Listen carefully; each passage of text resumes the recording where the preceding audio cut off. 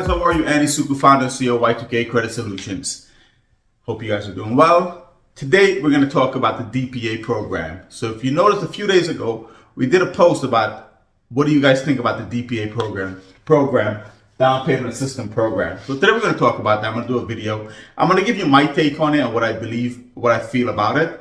But first though, before I get into the video and talk about the DPA program, I want to make sure I set the platform clear. I am not telling you not to buy a home. I believe that everyone should own their home. In some cases, it's better to own than to rent. In this current market, it might be better to rent than to own. It all depends on your budget and your understanding of financial literacy.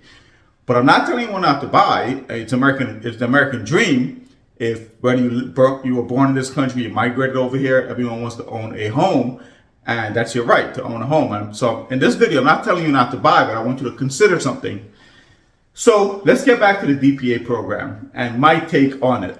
There's a current trend going on where realtors and mortgage brokers are using the DPA as a hook to bait potential buyers that are on the sideline or off the sideline into buying homes, especially in this market. We all know the market it's insane right now. Rates are high, inventory is limited. What do I think about it?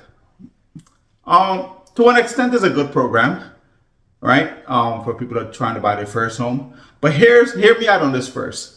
For the vast majority of people that's buying a home, it's not a good program for you. I strongly believe that people should buy a home when they are financially fit. When they understand how a mortgage works, they understand they're financially responsible, they have no debt, they have good credit, and they're able to live the rest of their life on a fixed income. What do I mean by fixed income? Majority of the people in this country have a 9-to-5 job. They don't have a business. They're not an entrepreneur. They may have a side hustle that works for a few months. It's seasonal. It may or may not generate revenue. But for the most part, your income is coming from your 9-to-5. So I believe that once you master and you understand all those tasks, then you're financially fit to buy a home.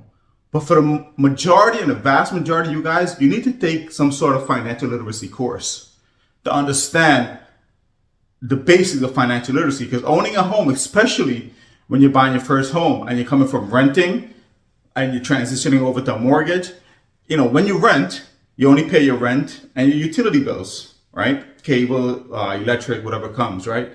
Water may be free and for most apartment rentals. When you own, you have to pay mortgage, homeowners insurance, taxes, HOA fees, electric, cable, water. All of those bills are now your responsibility to pay. And a lot of people don't tell you that. So, the DPA program, it's a great program. Yeah, you'll get $15,000, but that's $15,000 to $20,000 depending on the neighborhood you're buying in.